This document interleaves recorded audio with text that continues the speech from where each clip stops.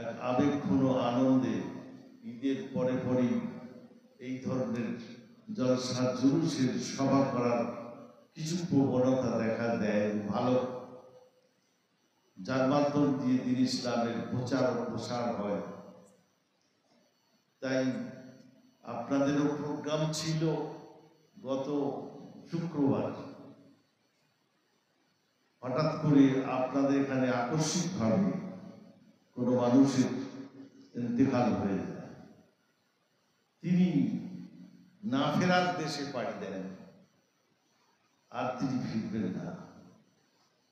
তার চলে যাওয়াটা আমাদের জানিয়ে দেয় যে তোমরাও, তিনি যেমন গেছেন তোমরাও ওইভাবেই না ফেরার দেশে চলে যাবে, এ সম্পর্কে কোনো আপনার দ্বিধা নেই, দ্বন্দ্ব নেই, সন্দেহ নেই। অবশ্যই তোমাদেরকেও ওই পথের প্রতীক হতে হবে। তাই তিনি চলে গেছেন, আজকে তার জন্য দোয়ার কথাও বলা আছে। তিনি সৌভাগ্যবান, আজকের মজলিসের দোয়াটা প্রাপ্ত হবে। মানুষ যখন মারা যায়, খুব মূল্যবান কথা, তিনটি জিনিস আল্লাহ রাব্বুল আলামিন তার তুলে নেন। মানুষ মারা যাওয়ার পর সর্বপ্রথমেই তার নাম উঠিয়ে নেওয়া হয়। কেউ বলে না অমুক, কি বলে লাশ, কি ভাই বলে কি না? যদি হসপিটালে থাকে, লাশ কখন আসছে কখন আসবে, লাশ নাম দিয়ে দেয়া। বলে মাইয়েতের জানাজা কটায়, অমুকের জানাজা কেউ বলে না, কি বলে মাইয়েতের জানাজা কটায়, নাম আর কেউ ধরে না। আল্লাহ রাব্বুল আলামিন বান্দাকে বোঝাতে চাইছেন, বান্দারে তুই মারা যাওয়ার পরে পরেই যে নামের জন্য ছুটেছিলিস, যে নামের জন্য রোজগার করেছিলিস, যে বড় হওয়ার জন্য তুই সুনাম কুড়ানোর জন্য তুই সবকিছু করেছিলিস, সেই সুনাম আজকে আমি তোর ছিনিয়ে নিলাম। তোর নামটা কি আমি প্রথম তুলে দিলাম। তোকে আর অমুক সাহেব বলে ডাকা হবে না, মাইয়েত বলে ডাকা হবে, লাশ বলে ডাকা হবে। কি ভাই ঠিক বলছি না? বলো, প্রত্যেককে সেই দিন আসবে। ২ নম্বর, আমরা পৃথিবীতে সুন্দর সুন্দর কাপড় চয়েস করতাম, বেস্ট ফিটনেস কাপড়, নিজের শরীরের সঙ্গে ম্যাচিওর হওয়ার জন্য। বিশেষ করে মেয়ে ছেলেরা, ওরা কত রং বেরঙের যে কাপড় চোপড় কেনে আর পরে, আর পারস্পরিক একে অপরকে দেখাতে থাকে। পুরুষেরাও তালে তাল লেঙ্গেও কম নয়, যে আমার শরীরের সঙ্গে এই পোশাকটা ম্যাচিওর কিনা, আমার শরীরের সঙ্গে এই পোশাকটা মানাচ্ছে কিনা, কেমন দেখতে লাগছে। কত রকমের পোশাক আশাক তোমরা পরো, কিন্তু তুমি যখন মারা যাবে আর কোনো পোশাক তোমাকে পরানো হবে না। দুটো সাদা কাপড়ে তোমাকে জড়িয়ে দিয়ে ওটাই তোমার পোশাক হবে, যেটার নাম হলো তোমার লেবাস, পোশাক, কাফনে পরিণত করা। কাপড় নাম হয়ে যায়, এটাই হবে আমার লেবাস, এটাই হবে আমার পোশাক। বুঝতে পারছেন তো? বুঝতে পারছেন তো? মারা যাওয়ার পরে পরেই নাম উঠিয়ে নেওয়া হবে, মারা যাওয়ার পরে পরেই লেবাসের চাকচিক্যকে খতম করে সাদা কাফন পরিয়ে দেওয়া হবে, এটাই হলো তোর লেবাস।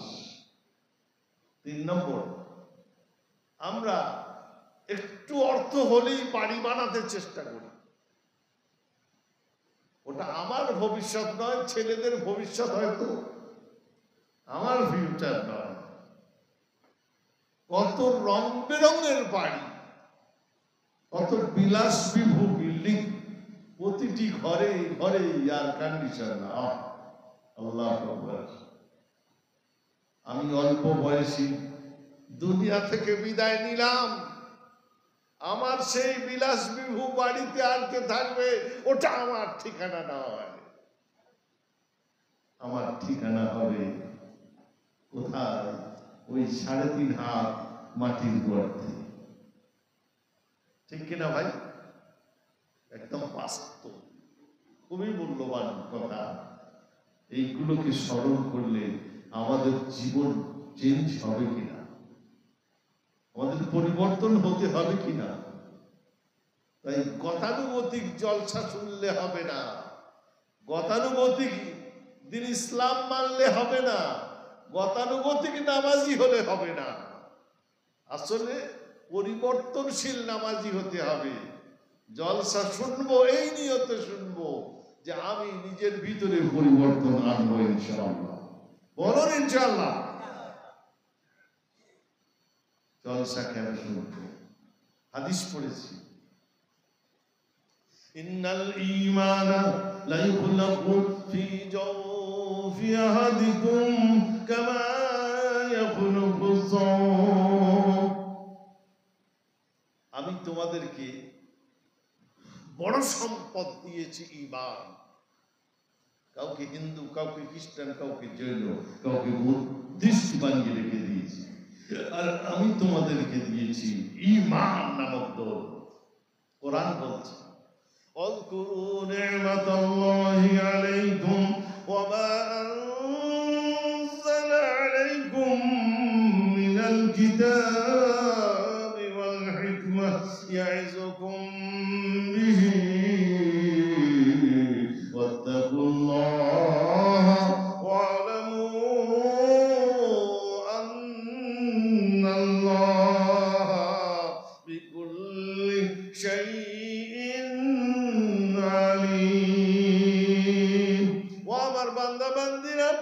আমার দেওয়া সব থেকে বড় সম্পদ কোনটা বলো? আমি তোমাকে খাবার দিয়েছি, আমি তোমাকে পরার দিয়েছি, আমি তোমাকে থাকার দিয়েছি, আমি তোমায় জমি জমা দিয়েছি, আমি তোমায় আরো অনেক সোনা দানা দিয়েছি, কিন্তু বলো বলো এছাড়াও আরো বহু কিছু আমি তোমায় দিয়েছি, কিন্তু বড় এতগুলো যে জিনিস দৌলত দিয়েছি, আমার দৌলত ছাড়া তুমি চলতে পারবে না। আমার দেওয়া সব থেকে বড় সম্পদ কোনটা? যেটা তোমার এখানেও কাজে লাগবে, যেটা তোমার ওখানেও কাজে লাগবে, যেটা তোমার এখানেও কাজে লাগবে, ওখানেও কাজে লাগবে। সেটা কি? আমাদের বড় সম্পদ আল্লাহ কি দিয়েছে, এইটা আমাদের ব্রেনে কারো নেই, আমাদের ব্রেনে কারো নেই। আমাদের আল্লাহর দেওয়া বড় সম্পদ, আল্লাহর দেওয়া বড় উপহার, আল্লাহর দেওয়া বড় দান, আল্লাহর দেওয়া বড় দান। আল্লাহ যদি আমাদের ইমানদার না বানাতেন, আমরা কেউ মুসলমান হতে পারতাম? বলুন না, হ্যাঁ কিনা? তাহলে আল্লাহর দেওয়া বড় দান সব থেকে কোনটা? ঈমান, ইসলাম। বুঝতে পারছেন তো? আল্লাহর দেওয়া সব থেকে বড় দান হলো ঈমান, ইসলাম। আমরা মুসলমান হওয়ার জন্য মক্কা শরীফে গিয়ে মুসলমান হয়ে এসেছি, আমরা মদিনা শরীফে গিয়ে মুসলমান হইনি, আমরা ঘরে বসে বসেই মুসলমান হয়ে গেছি। অতএব মুসলমান বানালো কে?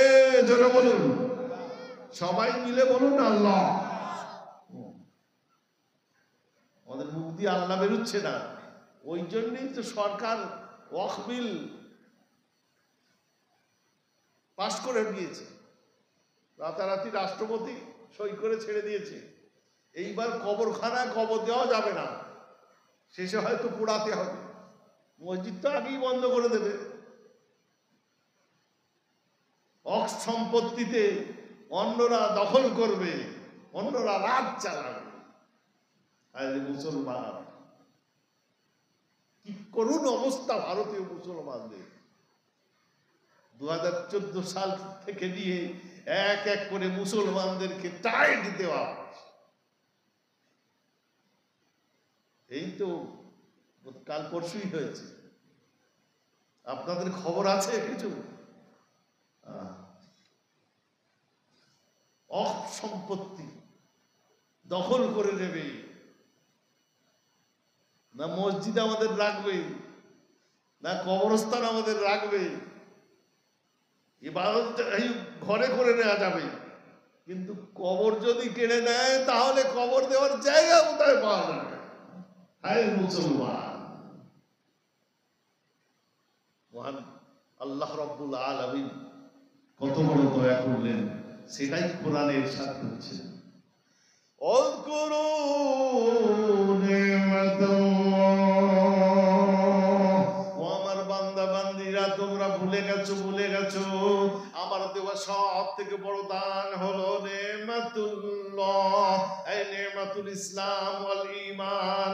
আমার দেওয়া সব থেকে বড় দান হলো ঈমান।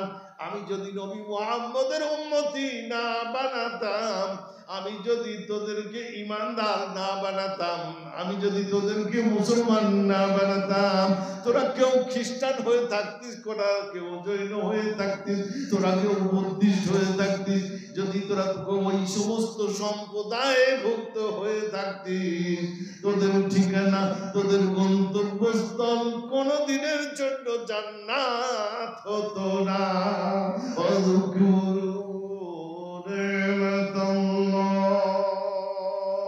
আমার দেওয়া সব থেকে বড় দৌলত, বড় সম্পদ হলো দৌলত ঈমান। নেমাতুল্লাহ ওয়া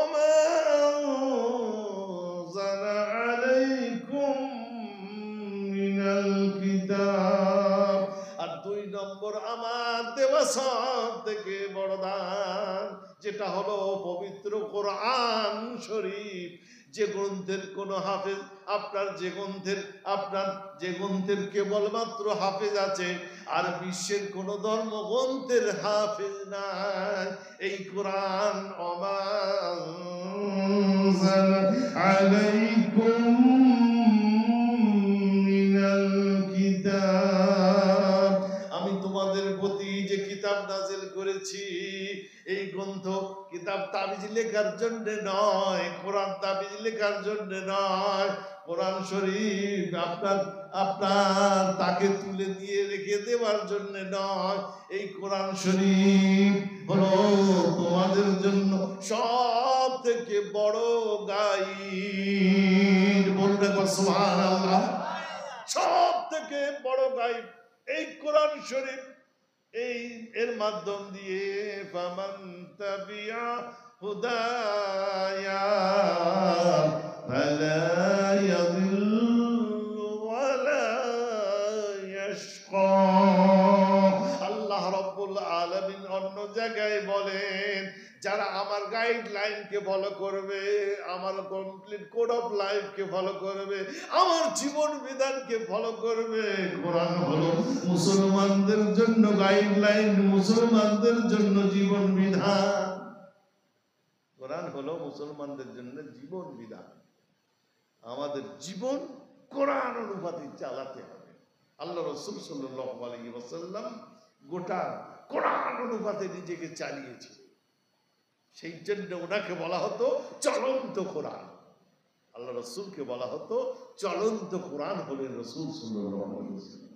ফামান তাবিয়া হুদায়া ফালা ইয়াযিল্লু ওয়ালা ইয়াশকা।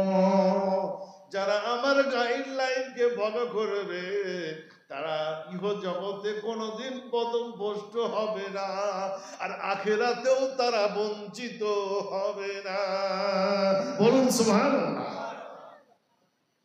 কোরআনের গাইডলাইন ফলো করলে আমাদের গন্তব্যস্থল আমরা পেয়ে যাব। আমাদের গন্তব্যস্থল কোথায় জানেন আপনারা? শেষ যাব কোথায়?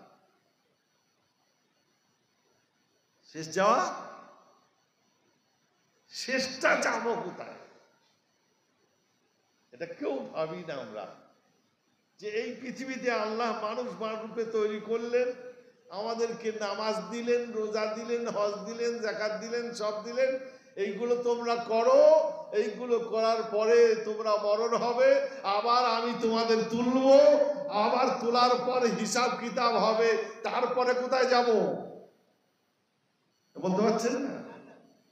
দুটো জায়গা, জাহান্নাম আর জান্নাত। তাহলে আমাদের শেষ গন্তব্যস্থল কোথায়? ইনশাআল্লাহ আমাদের শেষ গন্তব্যস্থল, এটা মুসলমানদের জন্য বলছি, এটাই তো ঘোষণা করা আছে।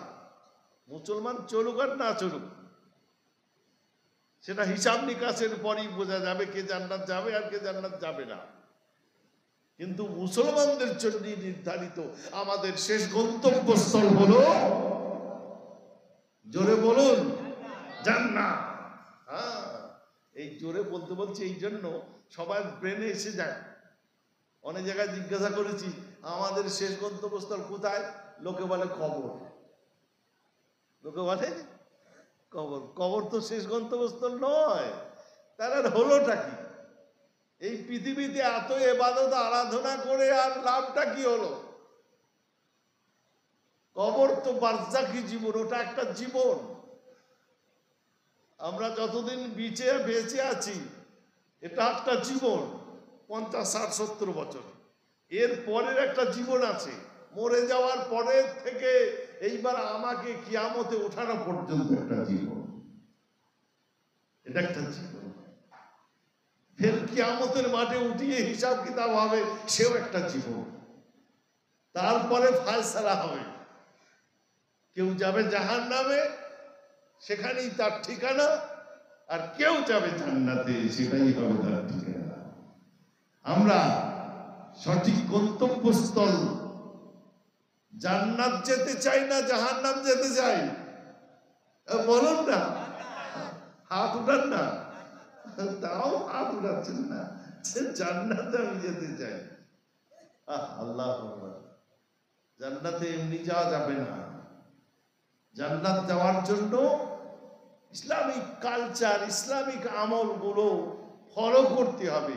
আর এই আমলগুলো ফলো করলে লাভ আমারই হবে, আল্লাহর লাভ কিছু হবে না। কারণ যে সমস্ত কালচার বলা আছে, আমল বলা আছে, ওইগুলোকে ফলো করতে পারলে আমার জীবন ইহজগৎ পরজগৎ ধন্য হয়ে যাবে ইনশাআল্লাহ। বলেন ইনশাআল্লাহ। তাহলে শেষ গন্তব্যস্থল আমরা সকলে যেতে চাই। সুতরাং কোরআন আমাদের গাইডলাইন, এই গাইডলাইনকে মেনে চলতে হবে। সেটাই আল্লাহ ওই আয়াতে বললেন, আমি তোমাদের এক বড় নেয়ামত দিয়েছি, ওমা আনজালা আলাইকুম মিনাল কিতাবি ওয়াল হিকমাহ ইয়াইযুকুম বিহি ওয়াত্তাকুল্লাহ ওয়া'লামু আন্নাল্লাহা বিকুল্লি শাইইন আলীম। এক নম্বর, আমি তোমাদের ঈমান নামক দৌলত দিয়েছি, ইসলাম নামক দৌলত দিয়েছি। 2 নম্বর, আমি তোমাদের জন্য বিশাল গাইডলাইন, তোমাদের জীবন বিধান দিয়েছি, কোরআন, বিজ্ঞানময় কোরআন তোমাদের দিয়েছি। ওমা আনজালা আলাইকুম মিনাল কিতাবি ওয়াল হিকমাহ, এই কোরআনের মস্ত বড় একটি বক্তব্য, ইয়াইযুকুম বিহি। কোরআন একটাই ওয়াজ করেছে, একটাই বক্তব্য রেখেছে, ইয়াইযুকুম বিহি ওয়াত্তাকুল্লাহ।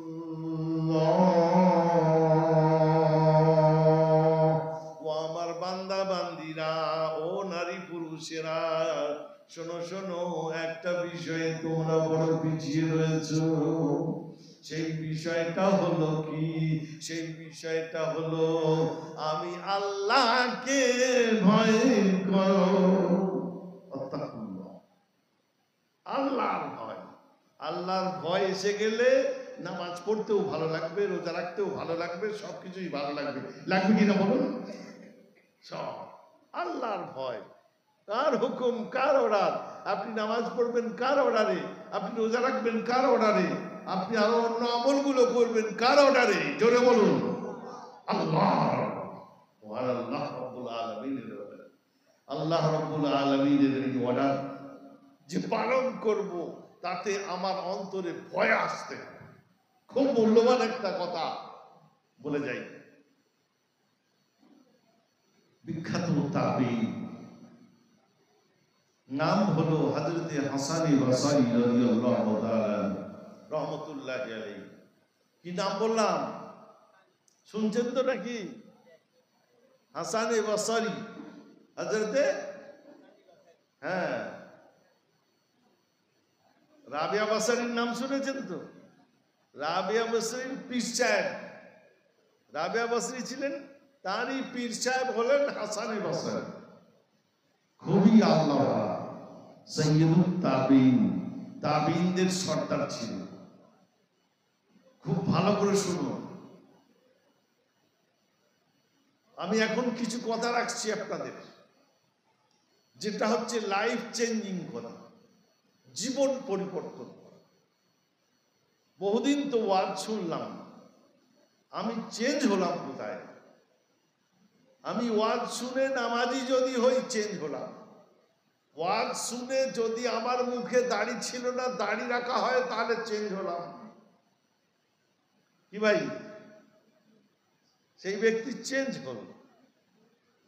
ওই রকম ওয়াজ শুনে যার নামাজে একটু গাফলতি আছে, অলসতা আছে, সে চেঞ্জ হল, সে চেঞ্জ হল, পরিবর্তন হলো। মনে করো ফজরের নামাজে ঘুমিয়ে যায়, বেশি ঘুম ভাঙে না, আজকে ওয়াজ শোনার পর থেকে আর কাল থেকে ফজরের নামাজে ঘুমাবো না, যে কোনো মূল্যে আমি ফজরের নামাজ আদায় করব, তাহলে চেঞ্জ হওয়া বলে কিনা? চেঞ্জ। এই চেঞ্জ হতে গেলে নিজের অলসতাকে, দুর্বলতাকে, অলসতাকে ত্যাগ করতে হবে, অলসতার মোকাবেলা করতে হবে। অলসতার যে মোকাবেলা করবে, সে তার গন্তব্যস্থল কোথায় পাবে? জান্নাত। অলসতার মোকাবেলা করা আর আপনার আল্লাহর ভয় অন্তরে রাখা, আল্লাহর ভয় অন্তরে রাখা। হযরত হাসান বসরিকে জিজ্ঞাসা করা হলো, হাসান বসরি, হাসান বসরি, বলুন বলুন বলুন, আপনি কেন ইসলাম ধর্মের প্রতি এত গভীর ভাবে ভালোবাসেন? আপনি কেন ইসলাম ধর্মের প্রতি এত গভীর ভালোবাসেন? এর রহস্য কি? হাসান বসরি তখন বলেছিলেন, চারটা বিষয় আমি আমল করি। সোনার অক্ষরে লিখে রাখার মতো কথা। আমি যে কথাগুলো বলে যাচ্ছি, সোনার অক্ষরে লিখে রাখার মতো কথা। 1 নম্বর, আমি সব বিষয়ে আল্লাহ আমাকে যা রুজি রোজগার দেয়, আল্লাহ আমাকে যা কামাই জামাই দেয়, আমি এর উপরই সন্তুষ্ট থাকি, এর উপরই সন্তুষ্ট থাকি। উনি বলছেন কারণ, এর কারণ হলো আল্লাহ রাব্বুল আলামিনের পক্ষ থেকে রুজি বরাদ্দ করা আছে কিনা? বলুন না কি ভাই? রুজি নির্ধারণ করা আছে তো? আল্লাহ রাব্বুল আলামিন আমার আপনার রুজিকে নির্ধারণ করে দিয়েছেন। যা নির্ধারণ করেছেন তার থেকে বেশিও পাবো না, আর তার থেকেও কমও পাবো না।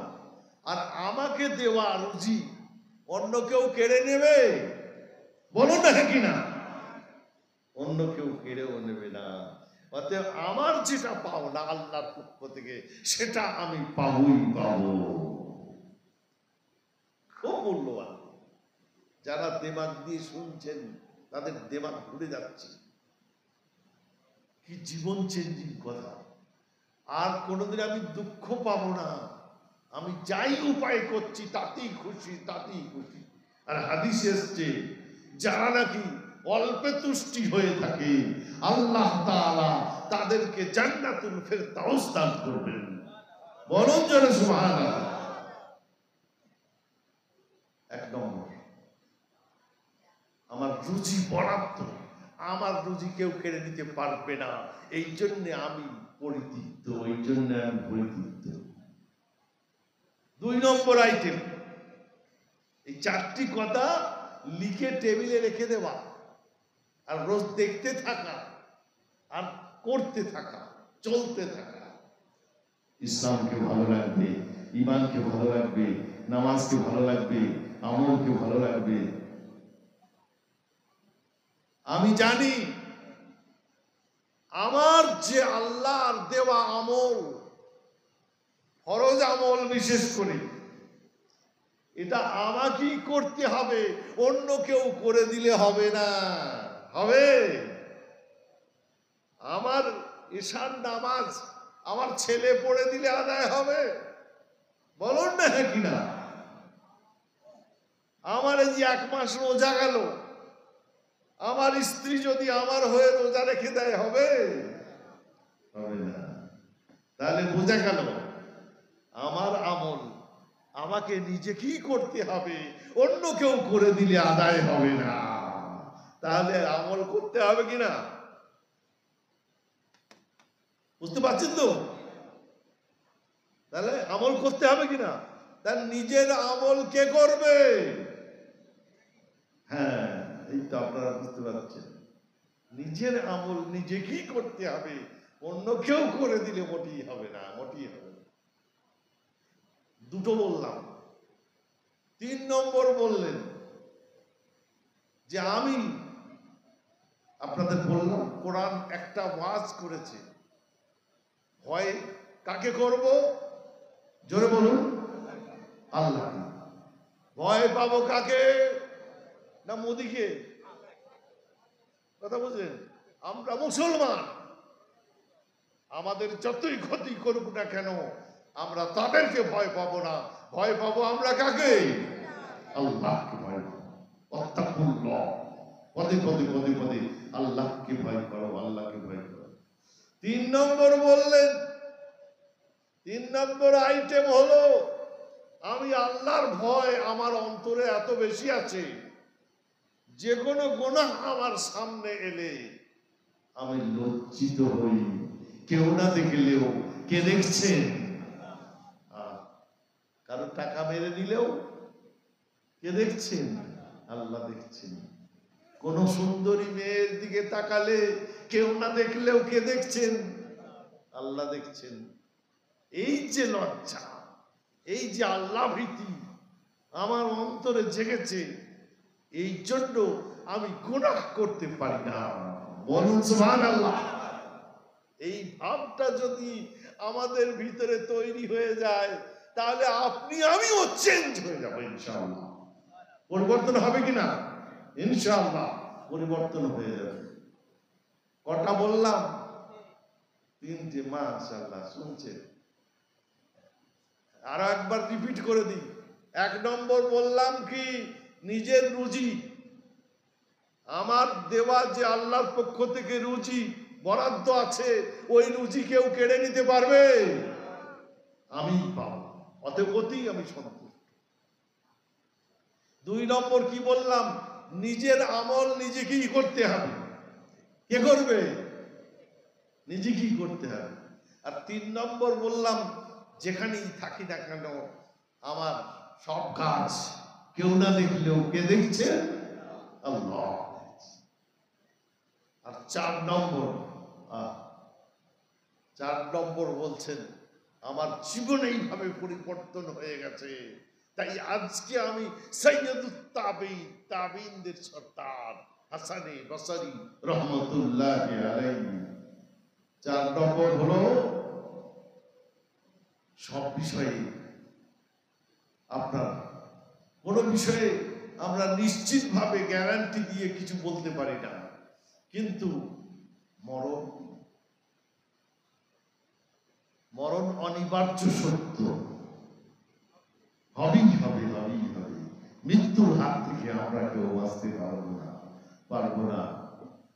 আমি মৃত্যু হবে এটা সত্য জেনে মৃত্যু হবে এটাকে সত্য জেনে আমি এখন তাহলে এই মরণের প্রস্তুতি নেব না অন্য কোনো প্রস্তুতি নেব?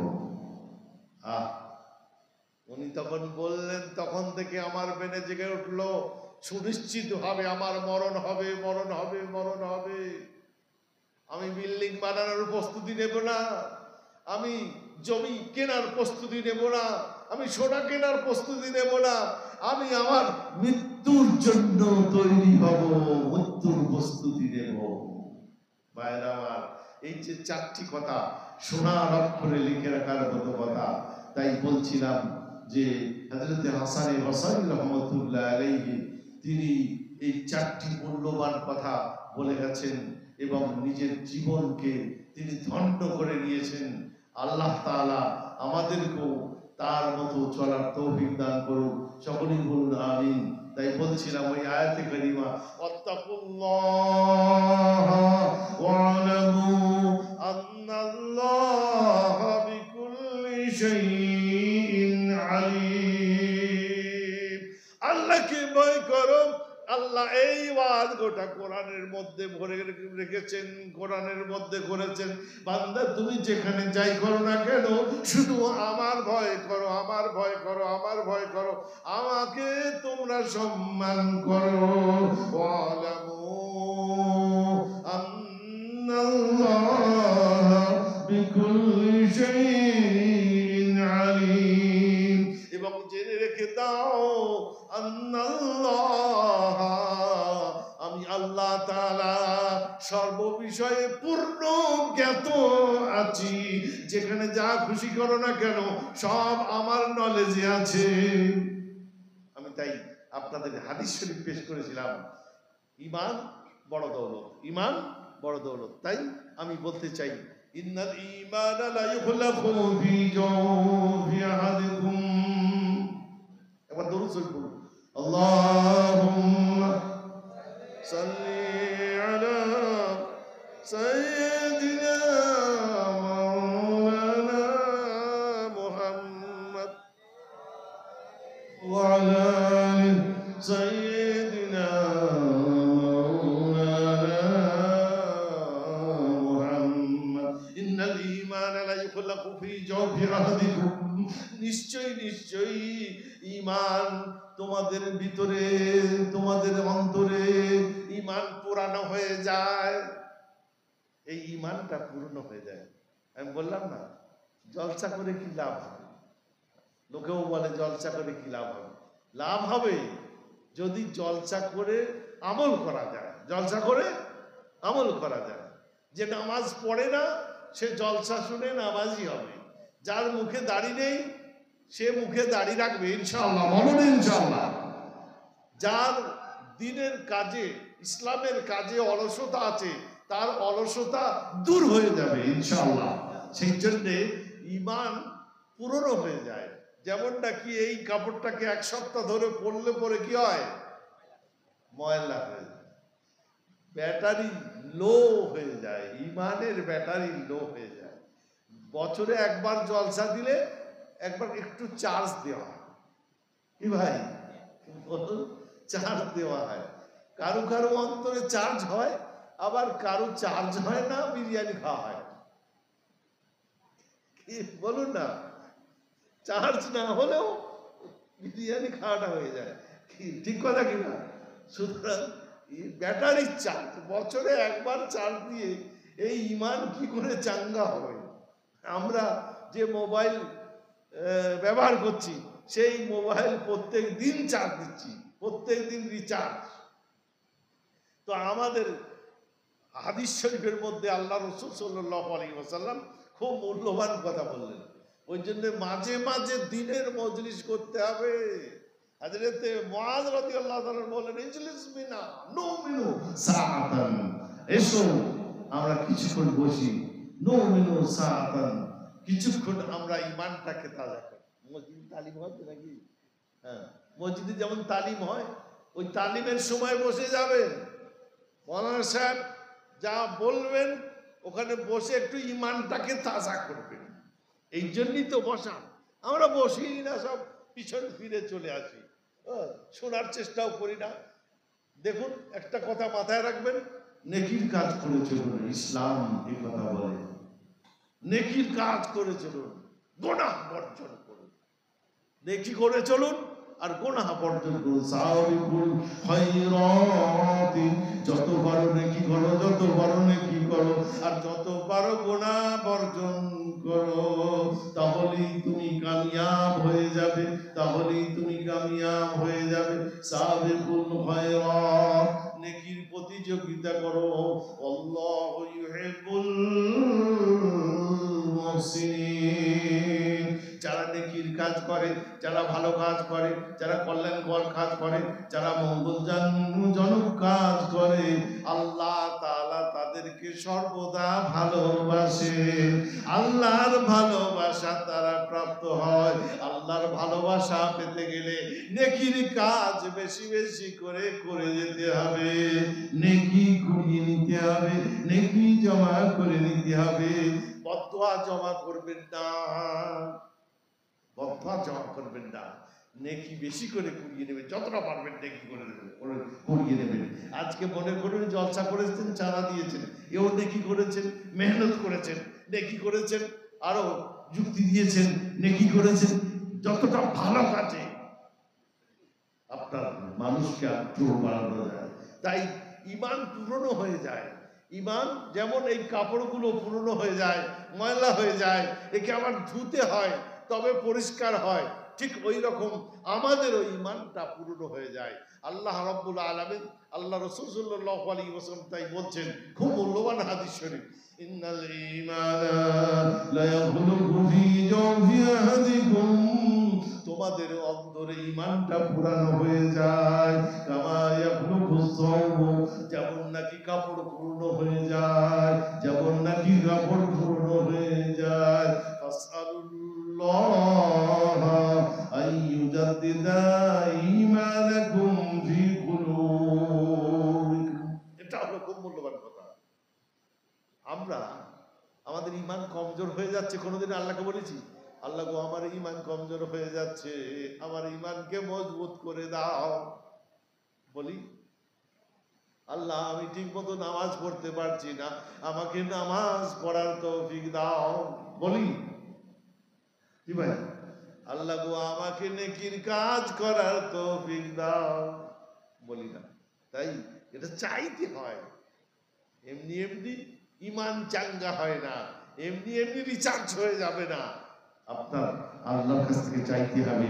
সেই জন্য এই হাদিস শরীফের মধ্যে বলা হলো, ফাসআলুল্লাহ আইয়ুজাদ্দিদা ঈমানাকুম ফি কুলুবিকুম, তোমরা চাও আল্লাহর কাছে, আল্লাহর কাছে যাও যে আল্লাহ আমাদের ঈমানে নবায়ন দান করুন, নতুনত্ব দান করুন, আমাদের অন্তরে ঈমানের নতুনত্ব দান করুন। অন্য হাদিস পাকের মধ্যে রয়েছে, ওয়ান্না হাযিহিল কুলুবা তাসতাউ কামা ইয়াসতাউল হাদীদ ইযা আসাবাহুল মা। খুব মূল্যবান কথা। এই অন্তরে জং লেগে যায়, কামা ইয়াসতাউল হাদীদ ইযা আসাবাহুল মা, যেমন এই যে লোহাটায় জং লেগে গেছে না, পানি পেয়েছে, পানি পাওয়ার পর লোহায় জং লেগে যায়, ঠিক গোনা করে করে করে করে আমাদের অন্তরে জং লেগে গেছে, অন্তরে জং লেগে গেছে, হাজারো গোনা হচ্ছে। আল্লাহ চোখ খুললেই গোনা, আর মোবাইলে সে সব থেকে বেশি গোনা, আরো কত কি গোনা হচ্ছে, শুধু একটা একটা গোনা, হাজারো কথা বললেই গোনা, কথা বললেই গোনা, গোনা আর গোনা, শুধু গোনা। গোনা থেকে বাঁচতে হবে ভাইয়েরা আমার। আমি আয়াতে কারিমাও এর উপর ভিত্তি করে পড়েছিলাম আমাদের জীবন চেঞ্জিং এর জন্য।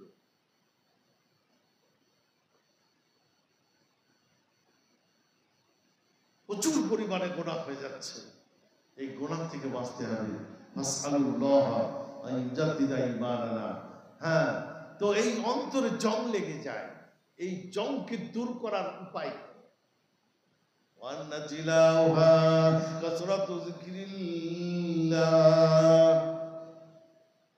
অন্তরের জং দূর করার উপায় দুটো। এক নম্বর হলো খুব বেশি বেশি আল্লাহর জিকির করা। বলুন সুবহানাল্লাহ। এই যে আপনারা বসে আছেন অন্তরের কান দিয়ে শুনছেন, এই যে শোনাটা এটা আপনার কান জিকির করছে। কে জিকির করছে? কান জিকির করছে।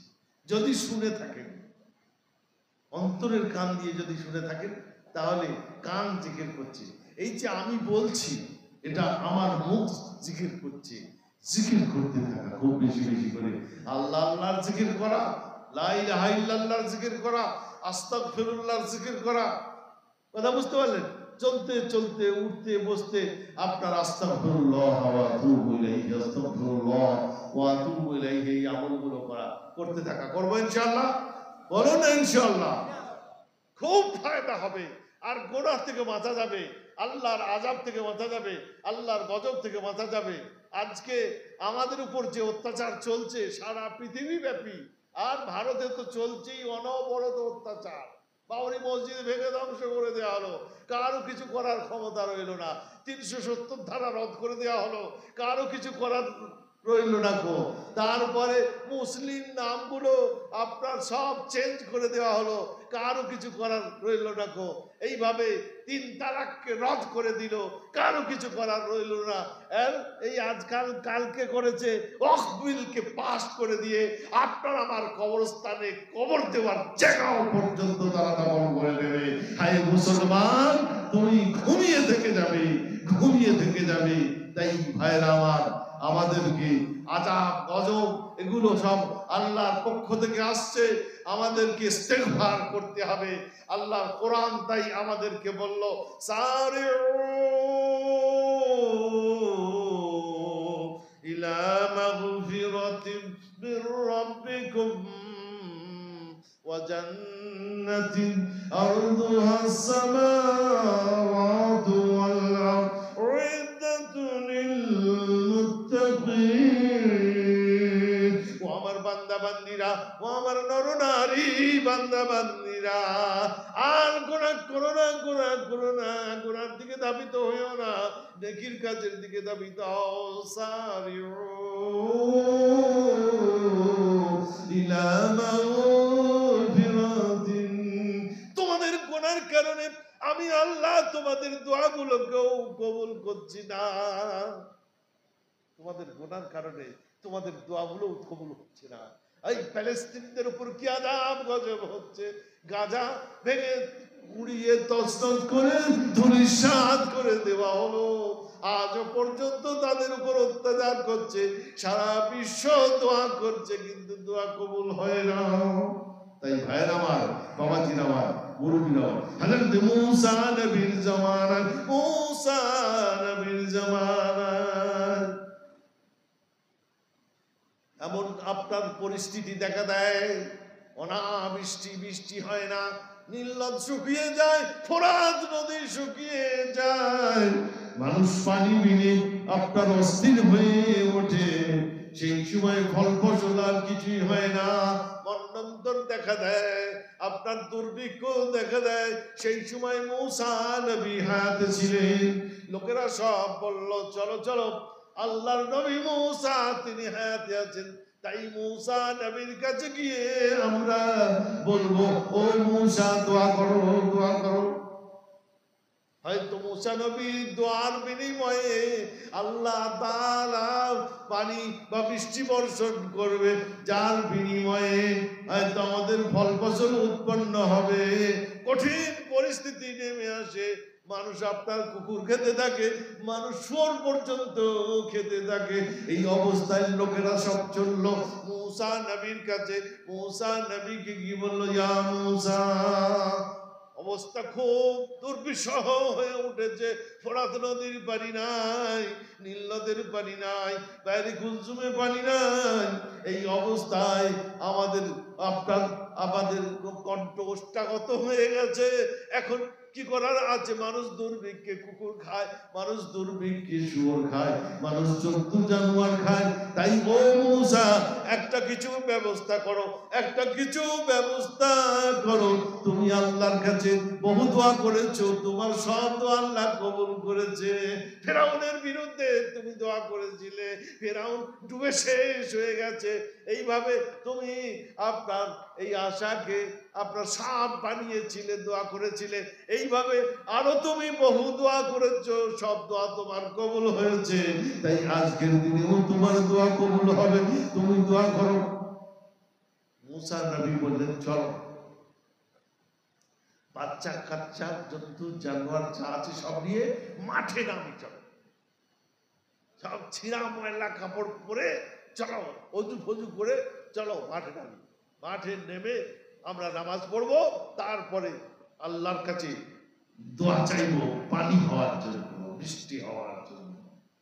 আল্লাহুম্মা আসকিনা গাইসাম মুগিজা। মুসা নবী সমস্ত লোকদেরকে নিয়ে দোয়া করতে থাকে, আল্লাহ গো মিশরের অবস্থা খুবই ভয়াবহ খারাপ, মহান মন্বন্তর দেখা দিয়েছে, দুর্ভিক্ষ দেখা দিয়েছে, ও আল্লাহ পানি বিনে মিশরের চরম পরিণতি হয়েছে। তাই ও আল্লাহ দয়া করে তুমি বৃষ্টি বর্ষণ করো, হাহাকার দূর করো, মানুষের জীবজন্তু খাওয়া বন্ধ করো, মানুষের প্রতি রহম করো, মানুষের প্রতি করম করো। মুসা নবী যত দোয়া করে কবুল হওয়া তো দূরের কথা, বৃষ্টির কোনো আপনার সম্ভাবনা দেখা যাচ্ছে না, বৃষ্টির কোনো সম্ভাবনা দেখা যাচ্ছে না। মুসা নবী নিজেই ভেবে হয়রান হয়ে যাচ্ছে, ব্যাপারটা কি? আমার এমন কোনো দোয়া নেই যে আল্লাহ কবুল করেননি। আর আজকে আমি দোয়া করছি, মেঘ তো হচ্ছে না, সূর্য আরো যেন তাপ বাড়ছে, এই অবস্থা কেন হচ্ছে? আল্লাহ রাব্বুল আলামিনের সঙ্গে উনি কথা বলতেন, আপনারা সব জানেন। মুসা নবীর একটা নাম হলো কালিমুল্লাহ। কি নাম? কালিমুল্লাহ। তো মুসা নবী আল্লাহর সঙ্গে কথা বলতে পারতেন, তাই এইবার আল্লাহকে ফরিয়াদ করছেন, ও আল্লাহ, ও আল্লাহ, আমি মুসা এমন কোন দোয়া নাই যা তুমি কবুল করনি। সেই অদিয়েতি যেখানে পানি ছিল না, আমার উম্মতিরা পানি ছাড়া চলতে চায় না, সেই সময়তে ও আল্লাহ আমার কাছে চৌকোনা একটা পাথর ছিল, সেই পাথরে লাঠি মারার জন্য তুমি বলেছিলে, আমি লাঠি মেরেছিলাম, 12টা নহর, 12টা নালা তৈরি হয়ে গিয়েছিল, পানি পাওয়া গিয়েছিল।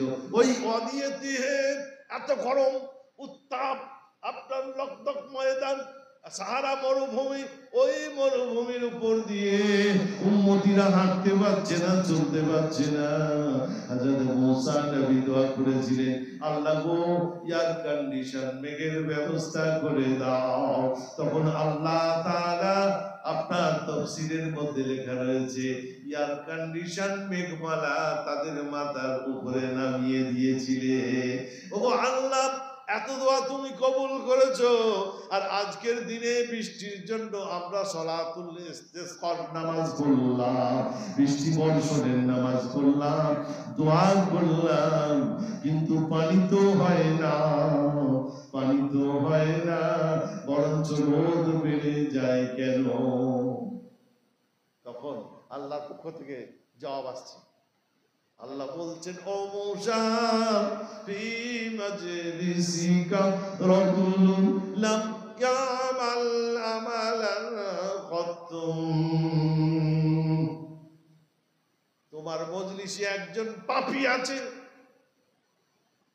একজন এমন পাপী বসে আছে যে 40 বছর যাবত নামাজ পড়ে না, 40 বছর যাবত সুদ খায়, 40 বছর যাবত নানান খারাপিতে মত্ত আছে। তোমার মজলিসে সেই লোকটি বসে আছে, তাই ওই পাপী বসে থাকার কারণে আমি আল্লাহ তোমার দোয়া কবুল করছি না। হযরত মুসা নবী আল্লাহকে বলছেন, তাহলে এখন করব কি, আমি কি করব বল?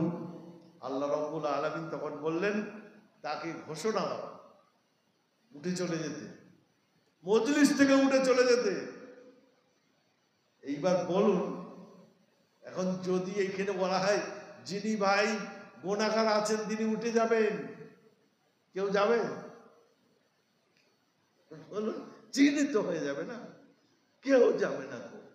কেউ মজলিস থেকে উঠছে না।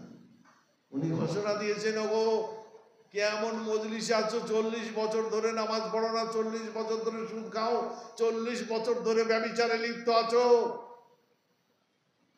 কেউ উঠছে না। কিন্তু যে বসে আছে মজলিসে তার এইবার চিন্তা ধরে গেছে, আমি এইবার ধরা পড়ে যাব। বুঝতে পারছেন? তার বসে বসে চিন্তা আসছে। এইবার সে নিজের অন্তরে পরিবর্তন, কেমন পরিবর্তন? আল্লাহ আল্লাহ সে আল্লাহর কাছে দোয়া করছে, আল্লাহ ওই যাত্রায় এতদিন যাবত আমার গুনাহগুলো তুমি লুকিয়ে রেখে দিয়েছো, আজকের দিনে তুমি আমার গুনাহকে লুকিয়ে রেখে দাও। আর ও আল্লাহ, আমি খাঁটি দিলে তওবা করছি। ও তখন ওইখানে বসে বসে কেঁদে কেঁদে চোখের পানি ফেলে আর খাঁটি দিলে তওবা করে। লিখছে, ও বলছে, রবে জাম্বি জাম্বি, আল্লাহ গো অনেক গুনাহ করেছি, অনেক গুনাহ করেছি, রবে তওবাতি,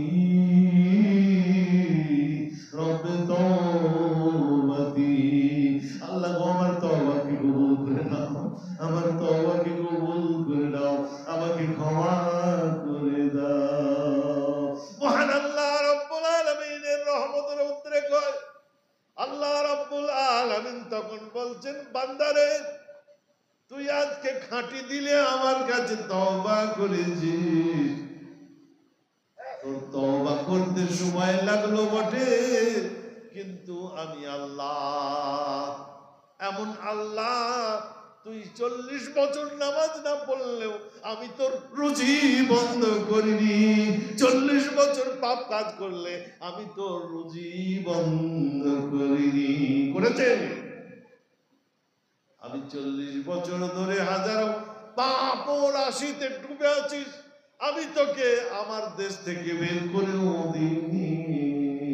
তোর তওবা করতে 1 মিনিট সময় লাগলো, আর আমিও 1 মুহূর্তে তাকাব্বালতু তাওবাতাকা বিলামহাতি, 1 মুহূর্তে আমি তোর তওবাকে কবুল করে নিলাম।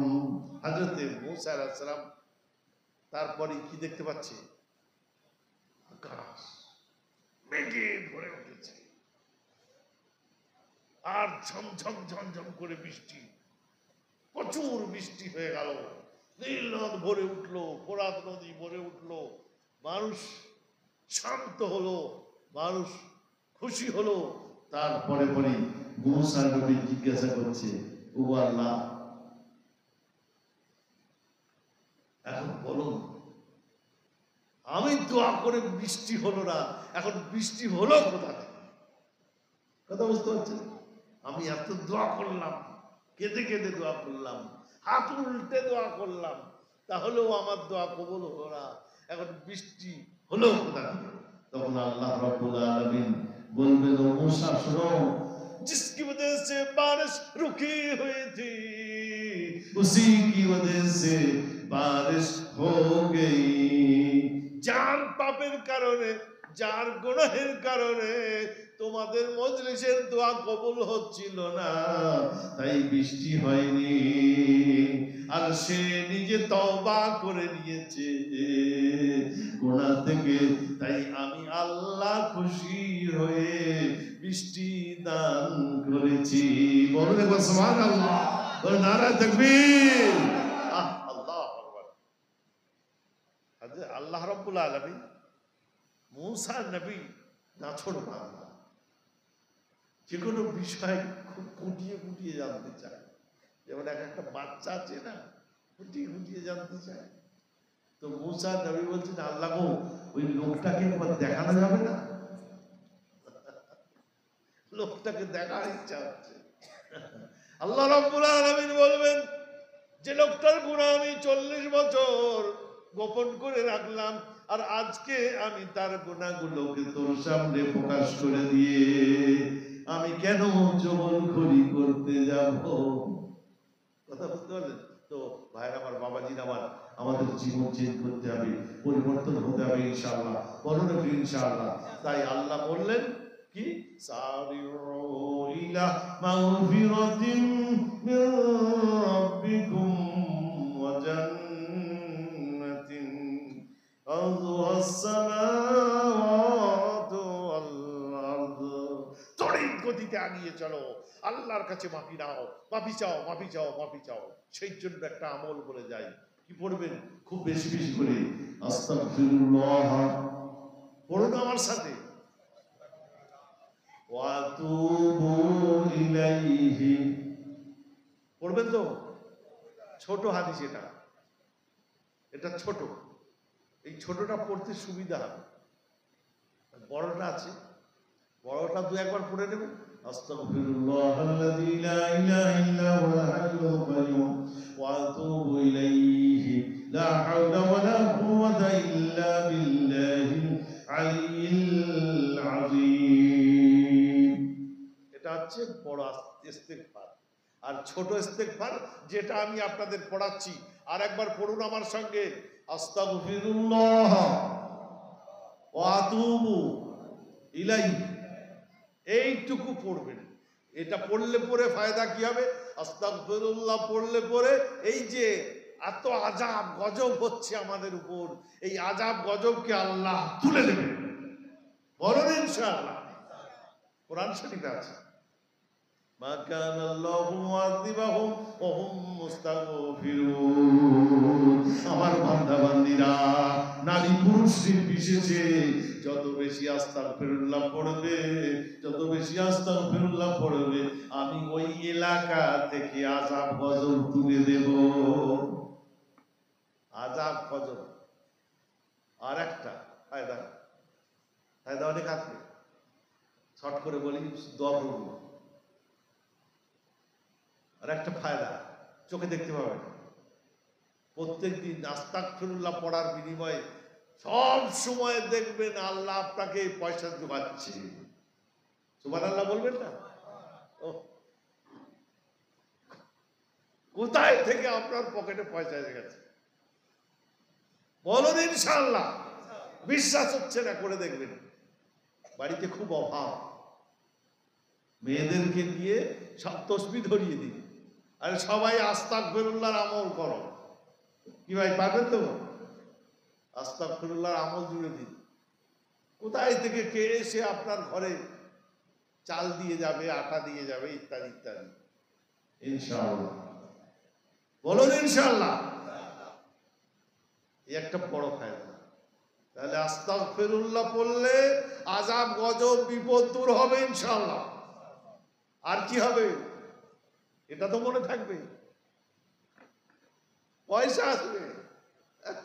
বলছেন না কেন আপনারা? টাকা আসবে, একদম পরীক্ষা করা গ্যারান্টি। শুধু পরীক্ষা নয়, কোরআনও বলছে তো। আমি তো এখন এই সম্পর্কে আর বক্তব্য বাড়ালাম না, আমি বুড়ো মানুষ, কত বক্তব্য করবো। ওই জন্যই শেষের দিকে আমি বক্তৃতা নিতে চাই না। আমি বলি প্রথম দিকে যদি দাও তাহলে আমি নেবো, আর হচ্ছে আমি যেতে পারবো না। কথা বলতে পারলেন তো? সেই জন্য এই আমলটুকু করবো ইনশাআল্লাহ। বলুন ইনশাআল্লাহ। আমলটা মনে থাকবে। আরে এটা তো শিখা হলো, আস্তাগফিরুল্লাহ। সবাই বলুন আস্তাগফিরুল্লাহ ওয়া আতুবু ইলাইহি। মুখস্থ হয়ে গেছে তো? 3 বার পড়ে নিন সবাই নিজেরা, আস্তাগফিরুল্লাহ ওয়া আতুবু ইলাইহি, আস্তাগফিরুল্লাহ ওয়া আতুবু ইলাইহি। আল্লাহ তাই বললেন, বান্দারা সারিউ ইলা মাগফিরাতিন মির রাব্বিকুম, তোমরা আমার মাগফিরাতের দিকে দ্রুত গতিতে দৌড়াও। আর কিসের দিকে দৌড়াবে? আমাদের গন্তব্যস্থল কোথায় আমি বলেছি আগে, জান্নাত। ওয়া জান্নাতিন, তোমার যে আমলগুলো করছো মনে মনে করো, আল্লাহ গো আমাকে জান্নাত দিও, জান্নাত দিও, জান্নাত দিও। আর আল্লাহর কাছে চেয়ে নাও, ফাসআলুল্লাহাল জান্নাহ, জান্নাত চাও। ওয়া জান্নাতিন আরদুহাস সামাওয়াতু ওয়াল আরদ, এক একজনকে এমন জান্নাত দেওয়া হবে যার আপনার আরদুহাস সামাওয়াতু ওয়াল আরদ, আসমান এবং জমিন যত দূরত্ব এত বড় বিশাল জায়গা দেওয়া হবে। وجنة عرضها السماوات والأرض أعدت للمتقين, যারা প্রকৃত খোদা ভীরু হবে, আল্লাহকে ভয় করবে, আমল করবে, উইদ্দাত লিল মুত্তাকিন, ওই জান্নাত ওই তাদের জন্য বানানো আছে। উইদ্দাত লিল মুত্তাকিন, মুত্তাকিন কাদের বলে? আল্লাযীনা ইউনফিকুনা ফিস সাররাই ওয়াদ দাররা, যারা নাকি আল্লাহর রাস্তায় খরচ করে, খুশিতে দুঃখেতে সব অবস্থায়, বিপদে আপদে আল্লাহর রাস্তায় খরচ করে। ইনফিকুনা ফিস সাররাই ওয়াদ দাররাই ওয়াল কাযিমিনাল গায়যা, যাদের রাগ হয়ে গেলেও রাগকে কন্ট্রোল করে। ওয়াল কাযিমিনাল গায়যা ওয়াল আফিনা আনিন নাস, আর মানুষকে ক্ষমা করে দেয়। তারপরেই বলছেন আল্লাহ তাআলা ওয়াল্লাহু ইউহিব্বুল মুহসিনিন, মহান আল্লাহ রাব্বুল আলামিন যারা নেকির কাজ করে তাদেরকে অত্যাধিক পছন্দ করে। আল্লাহ রাব্বুল আলামিন আমাদের সকলকে গুনাহ থেকে বাঁচিয়ে দিন। সকলেই বলুন আল্লাহুম্মা আমিন। আমরা এখন সহযোগিতা করব, সেই জন্য সকলে আউযুবিল্লাহ বিসমিল্লাহ সহকারে একবার আলহামদুলিল্লাহ শরীফ পড়ুন, আর 3 বার কুল আল্লাহ শরীফ পড়ুন। আমার মা বোনেরাও যারাও পর্দার অন্তরালে আছেন তারাও পড়ুন। আউযুবিল্লাহি মিনাশ শাইতানির রাজীম, বিসমিল্লাহির রহমানির রহিম। আলহামদুলিল্লাহি রাব্বিল আলামিন, আর রহমানির রহিম, মালিকি ইয়াউমিদ্দিন, ইয়াকা না'বুদু ওয়া ইয়াকা নাস্তাঈন, ইহদিনাস সিরাতাল মুস্তাকিম, সিরাতাল লাযীনা আন'আমতা আলাইহিম গায়রিল মাগদুবি আলাইহিম ওয়ালাদ-দাল্লিন। 3 বার কুল আল্লাহ, একবার কুল আল্লাহ পড়লে 10 খতম, 10 পারা পড়া হয়, 10 পারা বুখারী শরীফের হাদিসে রয়েছে। আর 2 বার পড়লে আবার 10, 20, আর 3 বার হলে 30 পারা কোরআন শরীফ পড়া হয়ে যায়। অতএব 3 বার কুল আল্লাহ শরীফ পড়ে নিন সকলেই। পড়ুন বিসমিল্লাহির রহমানির রহিম। কুল হুয়াল্লাহু আহাদ, আল্লাহুস সামাদ, লাম ইয়ালিদ ওয়া লাম ইউলাদ ওয়া লাম ইয়াকুল লাহু কুফুওয়ান আহাদ। বিসমিল্লাহির রহমানির রহিম। কুল হুয়াল্লাহু আহাদ, আল্লাহুস সামাদ, লাম ইয়ালিদ ওয়া লাম ইউলাদ ওয়া লাম ইয়াকুল লাহু কুফুওয়ান আহাদ। বিসমিল্লাহির রহমানির রহিম। কুল হুয়াল্লাহু আহাদ, আল্লাহুস সামাদ, লাম ইয়ালিদ ওয়া লাম ইউলাদ ওয়া লাম ইয়াকুল লাহু কুফুওয়ান আহাদ। একবার দরুদ শরীফ সবাই মুহাব্বতের সঙ্গে সবাই পড়ুন দরুদ শরীফ। আল্লাহুম্মা সাল্লি আলা সাইয়্যিদিনা মাওলানা মুহাম্মদ ওয়া আলা আলি সাইয়্যিদিনা মাওলানা মুহাম্মদ। আর একটা দরুদ শরীফ পড়াই, আমার একটা বই লেখা আছে দরুদ দর্পণের অভিদর্শন, তাতে আমি উল্লেখ করেছি অভাব অনটন দূর করার দরুদ শরীফ। কারো মুখাপেক্ষী হতে হবে না। ও সাল্লাল্লাহু, পড়ুন আমার সঙ্গে, ও সাল্লাল্লাহু, পড়ছেন তো? আলা হাবিবিহি সাইয়্যিদিনা ওয়া সাল্লাম, ওয়া সাল্লাল্লাহু আলা হাবিবিহি সাইয়্যিদিনা ওয়া সাল্লাম। দরুদ সালাম দুদিন পড়া হয়ে গেল। এই দরুদ শরীফটি কারো মুখাপেক্ষী হতে হবে না। আল্লাহ রাব্বুল আলামিন আমাদের আপনার মনের বাসনাকে কবুল করুন।